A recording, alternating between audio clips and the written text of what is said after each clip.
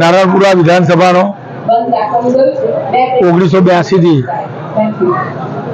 ભારતીય જનતા પાર્ટીના કાર્યકર્તા તરીકેની કામગીરી શરૂ કરી અને અત્યારે હાલ અમદાવાદ શહેર મહામંત્રી અને નારણપુરા 45નો ધારાસભ્ય તરીકેની મારે અત્યારે કામગીરી કરું છું. સર, સ્વરા રીડેવલપમેન્ટની આ તમને આઈડિયા કેવી રીતે આવ્યો અને આના પાછળનો મુખ્ય હેતુ શું?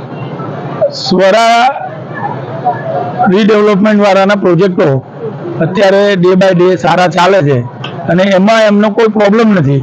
કોઈ પણ જગ્યાએ એમની ક્યાંય કાયદાકીય ગૂંચ આવતી નથી અને એમનું સ્મૂથલી દરેકને લાભ થાય એની ચિંતા કરે છે.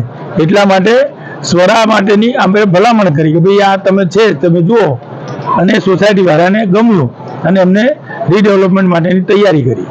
સ્કીમની વિશેષતા ખાસ શું હતી? કેટલા બીએચકે ફ્લેટ બનાવવામાં આવ્યું છે?